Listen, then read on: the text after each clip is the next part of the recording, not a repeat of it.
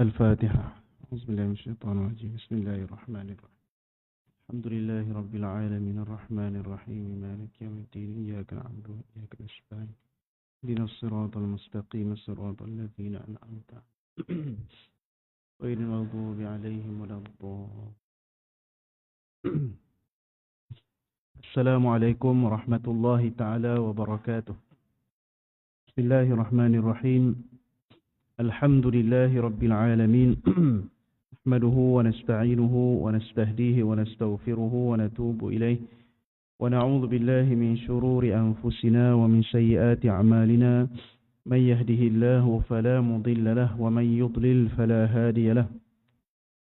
أشهد أن لا إله إلا الله وأشهد أن سيدنا محمدا عبده ورسوله.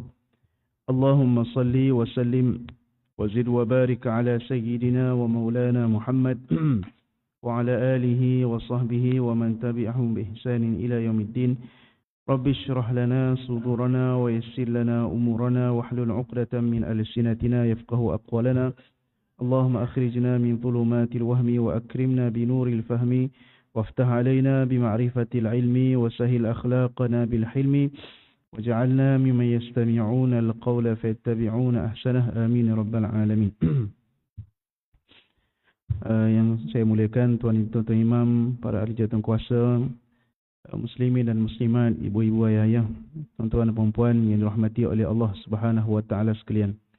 Alhamdulillah, syukur kita panjatkan kepada Allah Subhanahu wa taala kerana pada malam ini kita diberikan taufik dan hidayah untuk kita hadir ke rumah Allah. Kita sama-sama menunaikan kewajipan kita kepada Tuhan kita, iaitu Allah Subhanahu wa taala, dengan kita menunaikan salat maghrib secara berjamaah. Dan Allah Taala beri lagi kelebihan kepada kita pada malam ini untuk kita sama-sama hadir dalam majlis ilmu. Mudah-mudahan dengan kehadiran kita dalam majlis ilmu ini kita akan mendapat manfaat di dunia dan di akhirat, insya-Allah. Jadi tuan-tuan, kita sambung lagi pengajian dalam kitab Asas Akidah Islam.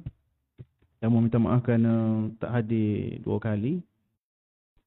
Ni rasa malam baru start mengajar. Tak ada suara, seminggu tak mengajar, seminggu lebih. Minggu depan tak ada pula, ayat awal-awal. Minggu depan lah pada urusan di Indonesia. Jadi tak boleh hadir juga minggu depan. Kita sambung lagi dalam kitab Asas Akidah Islam, muka surat 83. Masih lagi membicarakan berkaitan dengan sifat-sifat bagi Allah Subhanahu wa taala. Kita telah masuk pada perbahasan sifat ma'ani. Dan kita telah sebutkan bahawasanya Allah Subhanahu wa taala ni sifat yang wajib bagi dia. Ada sifat nafsiyah, iaitu sifat wujud. Sifat salbiyah, iaitu sifat qidam, baqa, mukhalafatuh lil hawadith, qiyamuhu binafsih, wahdaniyah.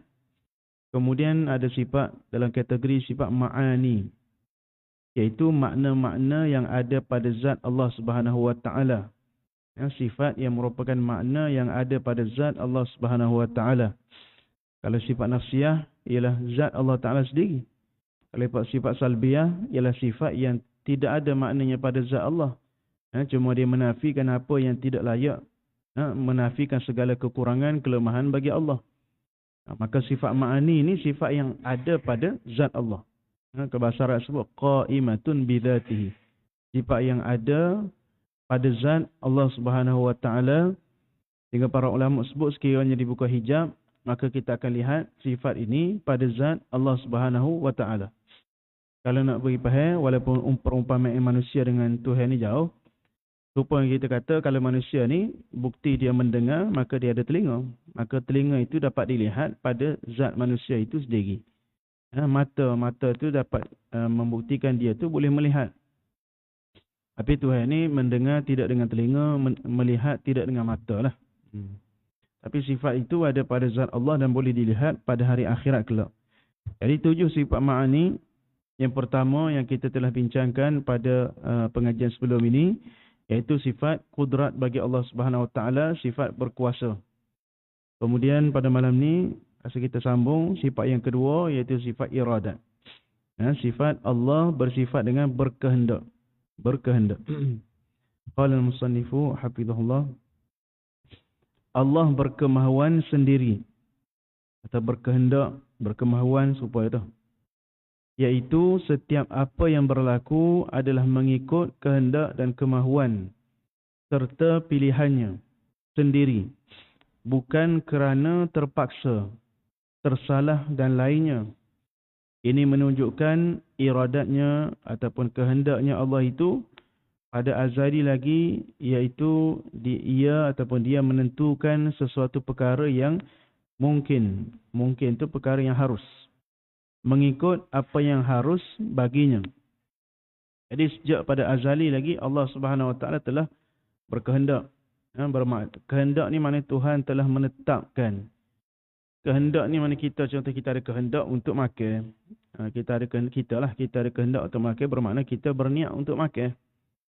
Maknanya kita telah memutuskan pada Isa ni kita nak makan burger contohnya, atau nak makan roti canai. Maka kita telah pilih untuk makan roti canai dan kita tidak pergilah ke tempat lain. Kita tidak pergilah ke balik rumah terus ke, ataupun kita tak pergilah ke kedai raya ke, kedai baru ni, atau kita tak pergi tempat lain sebab kita dah putus untuk pergi ke situ.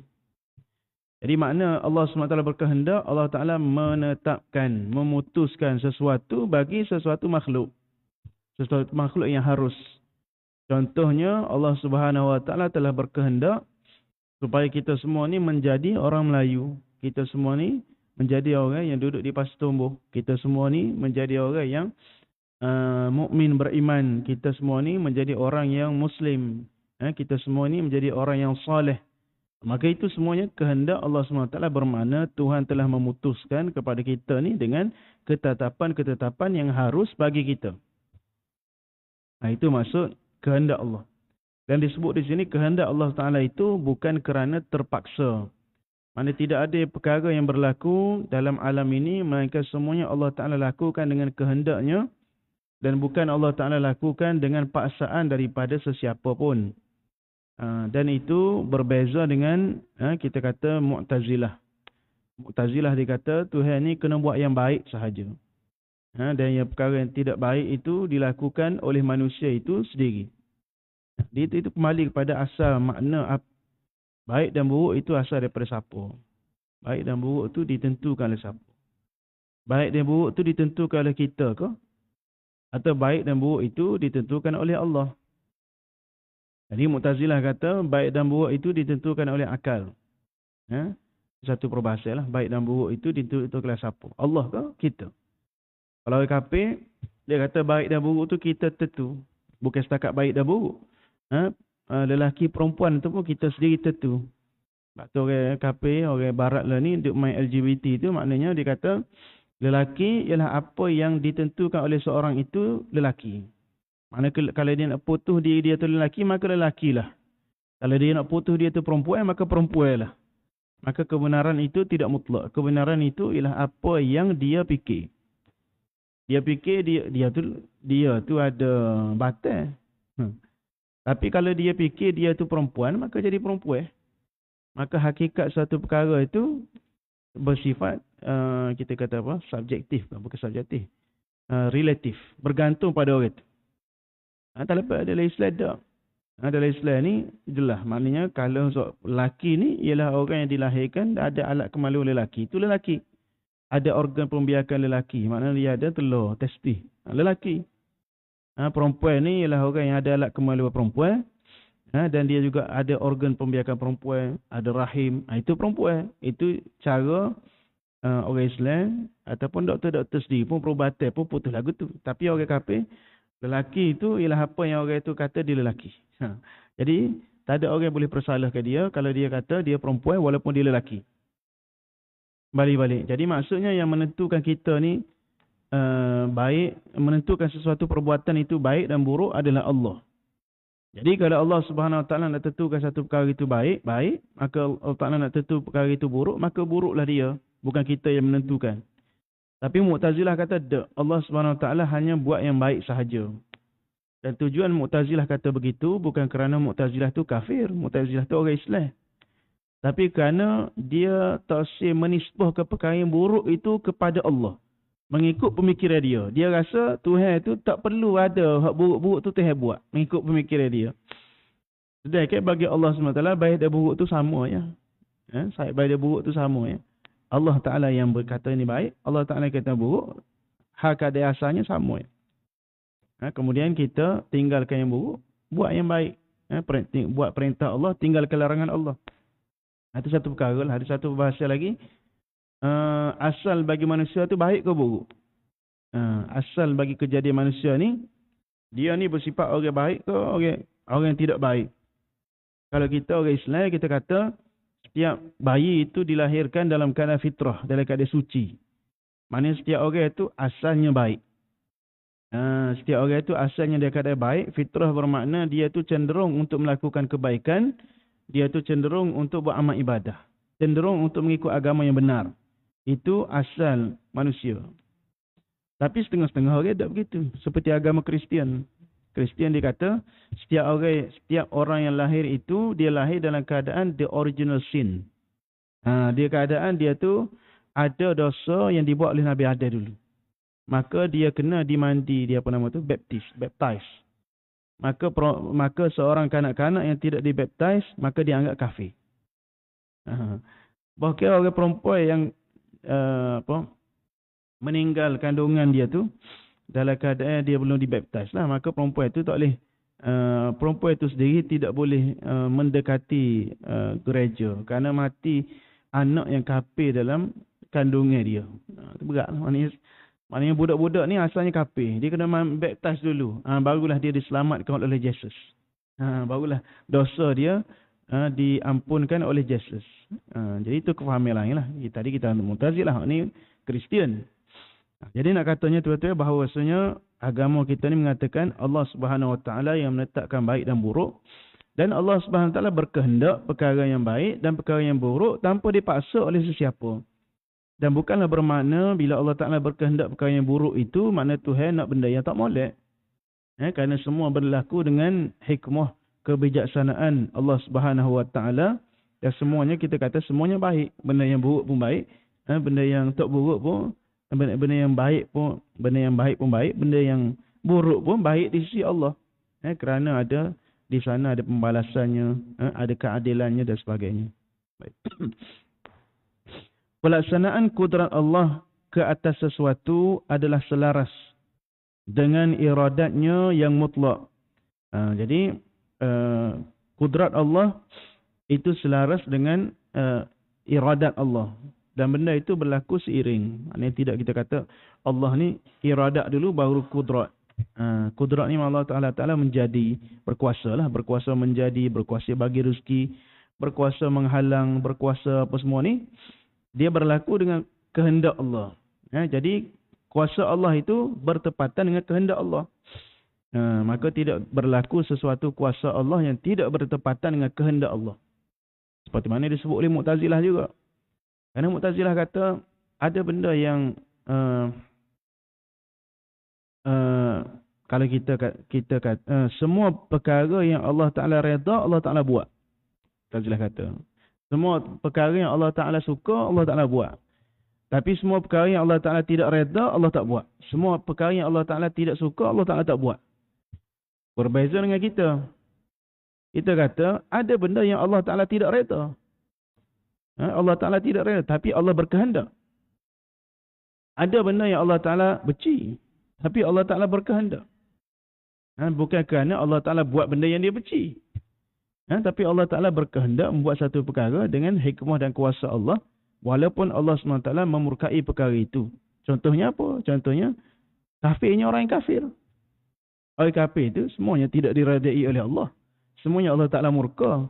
Tapi Allah Ta'ala dengan hikmah dia, Allah Ta'ala jadikan orang kafir. Walau sya Allah la ja'alan nasa kalau Allah Ta'ala kehendak, Allah Ta'ala jadikan semua manusia ni orang Islam belaka. Kalau ada ayat lain, walau sya Allah la ja'alahu ummatan wahida.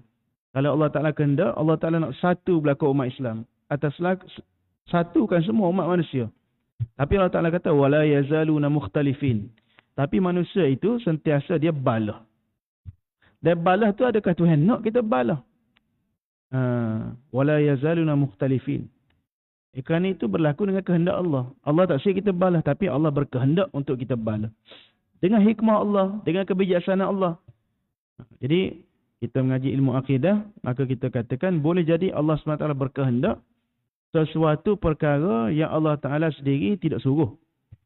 Allah Ta'ala sendiri murka. Allah Ta'ala sendiri tidak reda. Tapi Allah Ta'ala berkehendak kerana hikmah dan keadilan dan kebijaksanaan Allah Subhanahu wa Ta'ala. Seperti ia menjadikan suatu panjang atau pendek, baik atau jahat dan lainnya. Contoh kehendak Allah. Ta'aluk sifat iradat sama juga dengan ta'aluk sifat qudrat, iaitu berta'aluk dengan perkara-perkara yang mungkinat sahaja. Mungkinat bermakna bukan wajibat dan bukan mustahilat. Tetapi dalam bentuk menentukan sesuatu yang mungkin, bukan melahir atau melaksanakan sesuatu. Menentu ni makna menetapkan. Bukan dalam maksud melahir dan melaksana. Melahir dan melaksana itu sifat qudrat.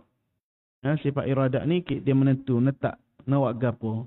Kemudian kuasa Allah yang buat sesuatu. Tapi kalau tengok Al-Quran. Beberapa dalil daripada ayat Al-Quran. Firman Allah Subhanahu wa Ta'ala dalam surah An-Nahl ayat ke-40, "Innama qawluna li syai'in idza aradnahu an naqula lahu kun fayakun."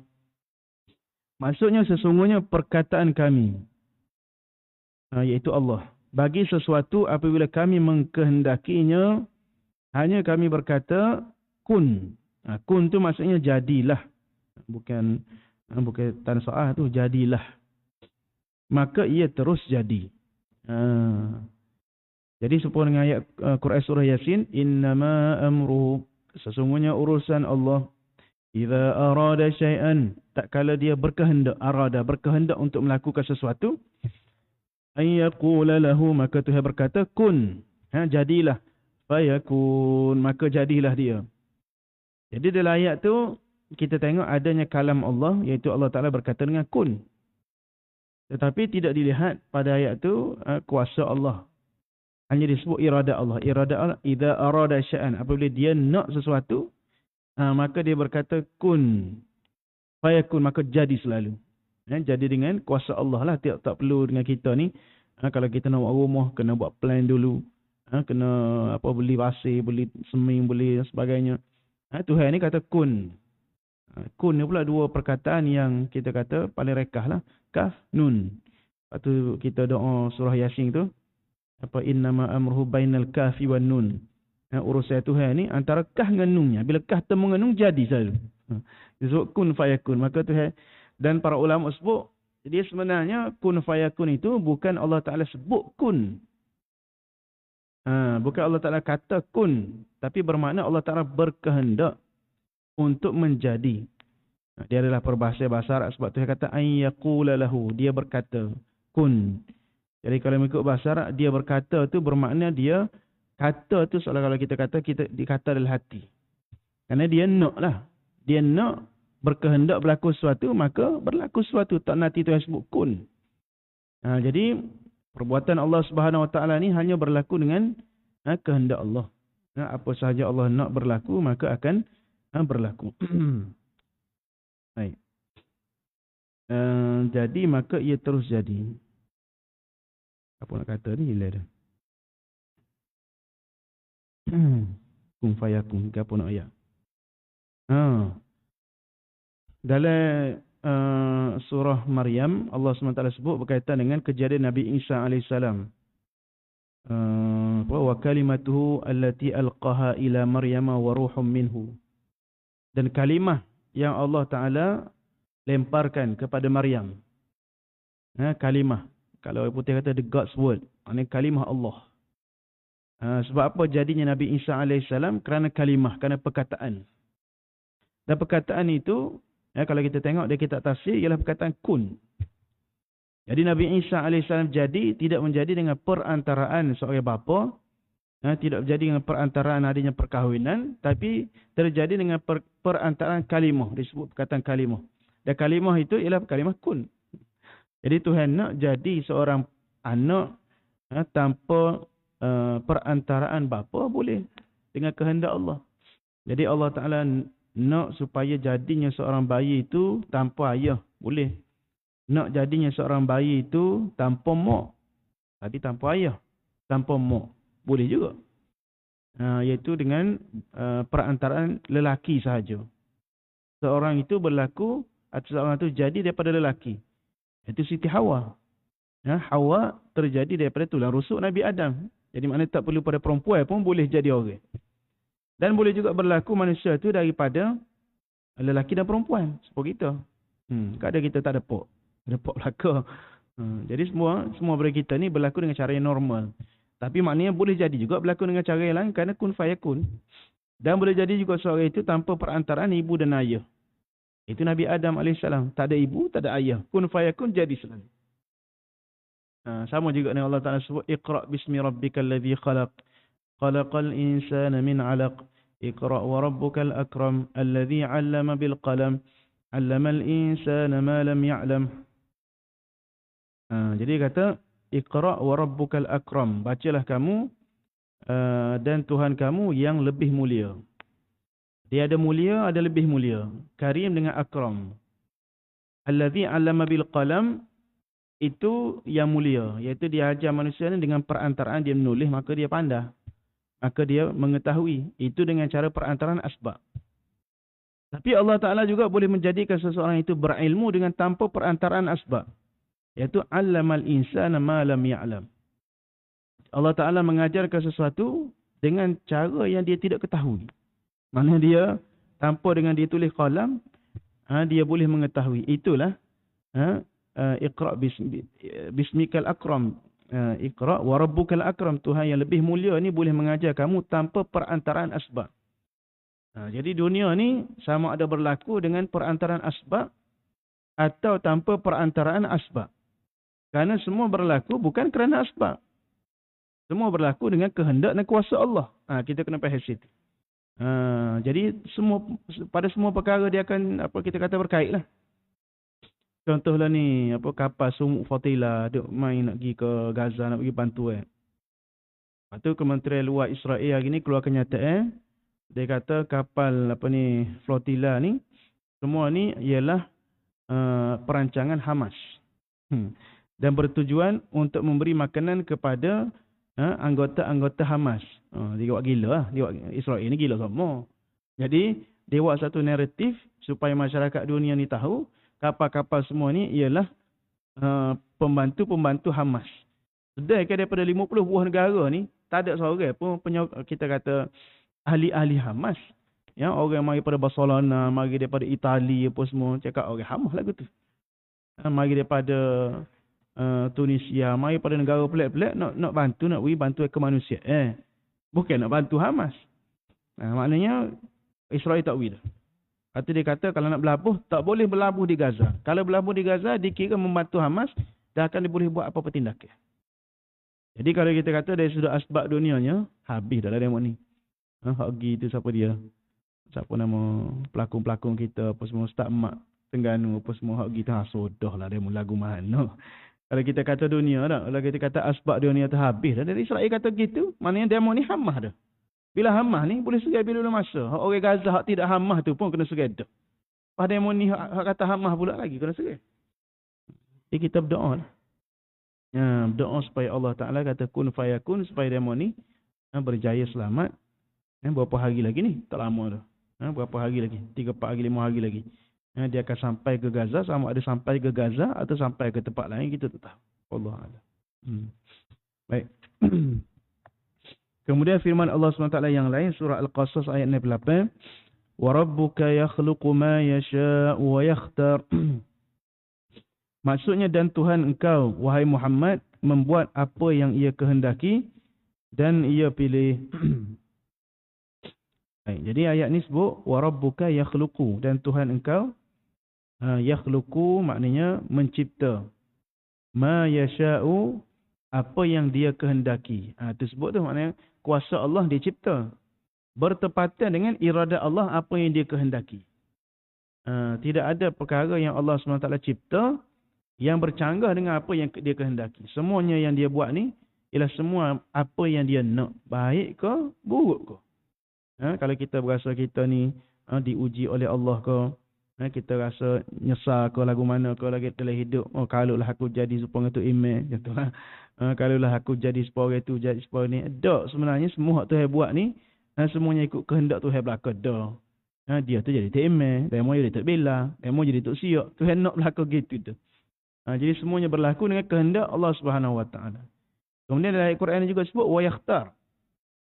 Dan Allah SWT dalam dia kata Allah buat apa yang dia nak dan Allah SWT pilih. Pilih ni lah para ulama tafsir khilaf. Apa maksud Tuhan pilih? Ada yang kata Allah Taala pilih di kalangan hamba-Nya menjadi nabi. Ada yang kata Allah Taala pilih di kalangan umat manusia ni ada yang menjadi sahabat nabi.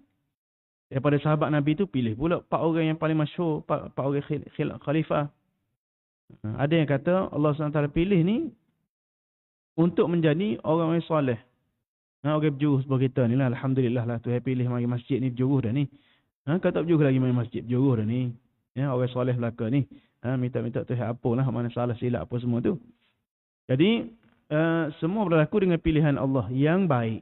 Bila Tuhan kata wa yakhtar itu biasa merujuk kepada yang baik. Allah Ta'ala pilih juga yang tak baik.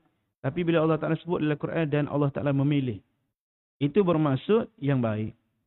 Sebab itu sentiasalah kita ni berada dalam pilihan Allah. Sentiasalah kita ni menjadi lelaki-lelaki yang Allah Ta'ala pilih. Pilih untuk mai masjid. Pilih untuk kita qiyamul lail malam-malam. Pilih untuk baca Al-Quran. Pilih untuk kita bersedekah. Pilih untuk kita tolong orang. Jadilah sentiasa orang yang Tuhan pilih. Sebab tu Tuhan tak cukup Tuhan kata Allah Ta'ala buat apa yang dia nak. Dan Allah Ta'ala pilih pula hak mana hak dia buat tu. Pilih pula hak baik-baik ni. Hak berjuruh-berjuruh ni. Jadi pilih itu juga termasuk dalam kehendak Allah. Tapi kehendak Allah yang baik. Itu maksud. Jadi Allah berkehendak. Dalam kehendak Allah tu ada pilihan Allah. Pilihan Allah itu ialah orang-orang yang baik dan juga buat-buat benda yang baik. Buat perkara-perkara yang baik. Baik.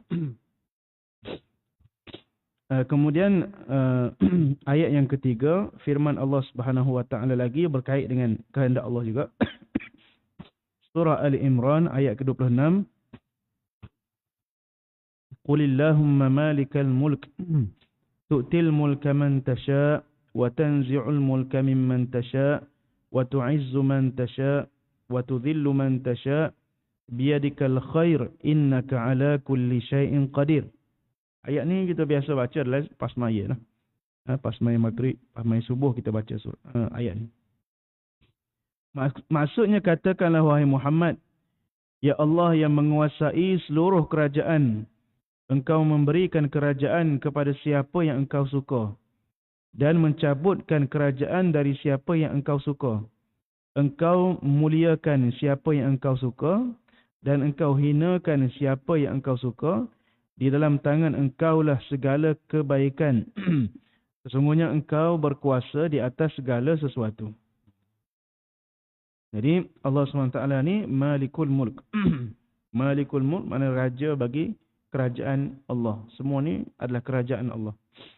Tu'til mulka man tasya'. Mana Tuhan tu'ti memberikan kerajaan kepada orang yang dia nak. Wa tanzi'u dan Allah Ta'ala mencabut kuasa. Mencabut kerajaan ni bagi orang yang Allah SWT nak. Maksudnya apa? Semua orang yang memegang kerajaan, memegang kuasa pada hari ini sama ada baik atau buruk, itu semua berlaku dengan kehendak Allah. Semua berlaku dengan qada dan qadar Allah. Dan kita, sekiranya kita setuju, maka kita sokong. Sekiranya tak setuju, maka kita lawan. Gitu. Kita lawan. Baik atau buruk. Tapi semua berlaku dengan kuasa Allah. Kita tak boleh nak cabut sendiri. Kita kata tak boleh, kita kena turun, kita kena cabut juga. Atau kita pilih juga orang ni jadi ketua kita. Tak boleh. Kerana semua berlaku dengan kuasa Allah. Kita tak puas hati bos kita ni, Allah tak berjurus benar lah dia. Patching lambat lagi 20 tahun lagi.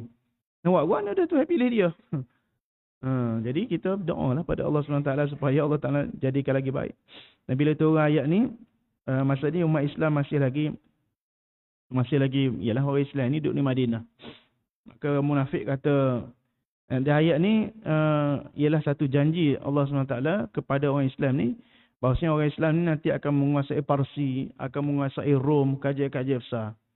Seolah kita kata pada hari ni, umat Islam ni akan menguasai Amerika, akan menguasai Iran, akan menguasai Iran itu kita dah, Rusia, menguasai China. Kita berkata, oh, tak logik kata. Seolah-olah lah zaman itu. Maka orang munafik kata, hayhat, tak masuk akal orang Islam ni. Baru duduk Mekah, duduk Madinah, baru boleh Madinah, bunyi nak ke Rom, nak ke Parsi. Tapi sebenarnya kita tak tahu kuasa Allah. Tak tahu kehendak Allah apa nak berjadi lepas ni. Kita lah ni mungkin kita ni ditindas, kita ni hina, kita nak minta bantuan apa payah. Tapi kita tak tahu apa yang Allah Ta'ala rancang selepas pada ni. Kerana kita umat Islam ni baru lebih pada 100 tahun lebih sikit je. Baru kerajaan Khilafah Uthmaniyah tu dulu 1924 tu dirampas oleh dijatuhkan oleh Yahudi apa semua tu, baru 100 tahun yang kita ni. Sebelum daripada 100 tahun tapi kita tak hidup lagi lah masa tu. Sebelum pada 100 tahun ni kita umat yang menguasai dunia. Kita ni berkuasa ke atas dunia. Kerajaan Uthmaniyah sampai ke Aceh pun disebut juga nama Sultan Abdul Hamid sebagai sultan yang menguasai dunia ketika tu. Tidaklah dunia tu semua, tapi maknanya kerajaan dunia takut. Kerajaan Inggeris masa tu takut ke orang Islam. Nak berlawan sama orang Islam. Lah ni yang kita gini ya. Jadi kita harap Allah SWT berikan kemenangan itu kepada Islam. InsyaAllah. Baik, firman Allah SWT yang seterusnya yang keempat dalam surah Asy-Syura ayat ke-49 dan 50. Lillahi mulkus samawati wal ard yakhluqu ma yasha' yahabu liman yasha'u inathan wa yahabu liman yasha'u adh-dhukur aw yuzawwijuhum dhukranan wa inatha wa yaj'alu man yasha'u 'aqima innahu 'alimun qadir. Maksudnya bagi Allah kekuasaan di langit dan di bumi. Ia menjadikan apa yang ia kehendaki. Ia mengurniakan anak-anak perempuan kepada sesiapa-sesiapa yang ia kehendaki. Dan mengurniakan anak lelaki kepada sesiapa-sesiapa yang dikehendaki. Atau mengurniakan kepada mereka kedua-duanya, anak lelaki dan perempuan. Dan ia menjadikan mandul siapa yang ia kehendaki. Sesungguhnya ia amat mengetahui lagi amat berkuasa. Lagi ayat ni Allah Ta'ala sebut liman yasha'. Bila yasha' ni maknanya Tuhan kehendak. Tuhan nak. Jadi ayat ni sebut lillahi mulkus samawati wal ard, bagi Allah kerajaan langit dan bumi. Yakhluqu ma yasha'. Sekali lagi sebut Tuhan ni buat apa yang dia kehendak. Kuasa Allah itu berkait dengan kehendak Allah. Bila dia nak dia buat. Bila tak buat tu maknanya dia tak sel lagi lah. Adalah benda-benda kita tak cukup syarat tu bila Tuhan tak sel. Benda tersebut berkaitan dengan anak yang lahir daripada perut seorang perempuan itu. Yahabu liman yasha'u inasan. Yahabu ni maknanya Allah Ta'ala memberi hebah. Memberi, kita kata hadiah lah. Hebah dan hadiah tu ada beza juga. Bermakna seorang itu akan dikurniakan cahaya mata dengan bentuk hebah, pemberian. Sebab tu kita tak nak kata kita nikah-nikah dah tak boleh anak lagi. Sebab anak ni adalah Tuhan kata yahabu, hebah, pemberian daripada Allah. Kalau Tuhan tak sebui kan, tak ada lah. Kalau kita nak tunggu orang BT sejuta, dah orang tak sebui. Anak ni sebut lebih daripada BT sejuta. Dah Tuhan tak sebui sejuta, dah orang tak sebui kita, apa kita nak minta lagu mana?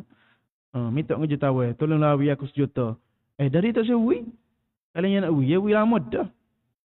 Samalah dengan anak. Dah Tuhan tak sebui. Bukan BT kita. Kita nak minta-minta. Jadi kita boleh minta. Tapi kita tak boleh nak paksa. Kerana dia pemberian daripada Allah Ta'ala kata, yahabu. Tuhan ni bagi pemberian, kurniaan, hebah, hadiah kepada seorang itu. Inasan, anak, liman yasha' kepada orang yang dikehendak. Anak perempuan. Allah Ta'ala sebut anak perempuan dulu. Dia tengah tafsir sebut. Allah Ta'ala sebut anak perempuan dulu kerana ramai orang yang tak suka anak perempuan. Lagi-lagi anak sulung.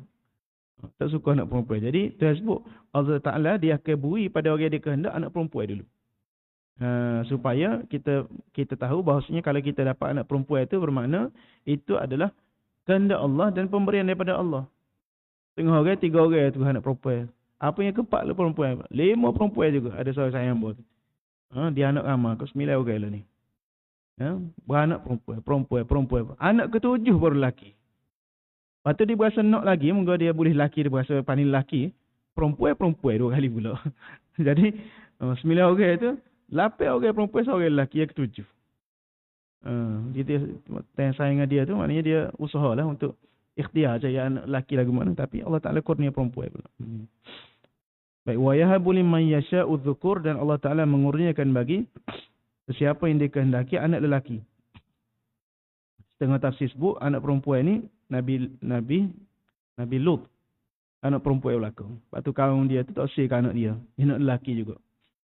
Kemudian anak lelaki belaka ni Nabi Ibrahim, anak lelaki belaka. Au yuzawijuhum dzukrana wa inathan, ataupun Allah Taala capur laki perempuan, dan ini Nabi Muhammad sallallahu alaihi wasallam. Ada anak lelaki, ada anak perempuan. Wa yaj'alu man yasha'u aqiman, Allah Taala jadikan setengah-setengah orang ni mandul, maknanya tak dikurniakan anak. Itu juga kehendak daripada Allah. Bila Allah Taala kehendak kita, bermakna itu yang baik untuk kita. Innahu alimun qadir, sesungguhnya ia amat mengetahui lagi amat berkuasa. Jadi Allah Ta'ala mengetahui apa yang baik untuk kita, apa yang buruk untuk kita. Maka bila dia tetapkan sesuatu mengikut kehendak dia, maka itulah yang terbaik untuk kita. Maka kita tidak dituntut untuk meminta lebih pada itu. Kerana para ulama tasawuf dia kata, takhtar ma yakhtarullahu laka. Maknanya kamu pilihlah apa yang Allah Ta'ala pilih untuk kamu. Mana kita kena cuba cari apakah Allah Ta'ala pilih untuk kita, maka kita reda. Kita memilih apa yang Allah Ta'ala pilih dan tidak meminta lebih daripada itu. Kita tidak meminta yang lebih daripada apa yang Allah Ta'ala telah pilih untuk kita. Tapi jangan bila Allah Ta'ala pilih kita jadi ahli maksiat, kita nak pada dengan jadi ahli maksiat. Moga Tuhan pilih kita ahli maksiat. Pada perkara yang harus. Pada perkara yang harus, maka kita berjalan begitulah. Maka Tuhan jadi kita kerja lagu ni, maka kita kekal dengan kerja lagu ni, mungkin ada kebaikan. Dan sebagainya. Jadi sekadar itu dulu pada sifat Allah iradat. Nanti kita akan sambung pada sifat Allah ilmun, Allah mengetahui. Wallahu subhanahu wa ta'ala a'la wa alam. Sallallahu alaihi wasallam Muhammad wa ala alihi wa sahbihi wasallam. Walhamdulillahi rabbil alamin. Bismillahirrahmanirrahim. Alhamdulillahi rabbil alamin. Wassalatu wassalamu ala sayyidina Muhammad wa ala alihi wa sahbihi ajma'in. Allahumma anfa'na bima 'allamtana wa 'allimna alladhi yanfa'una wa zidna 'ilman. Sallallahu ala sayyidina Muhammadin wa ala alihi wa sahbihi wa sallam. Alhamdulillahi rabbil alamin.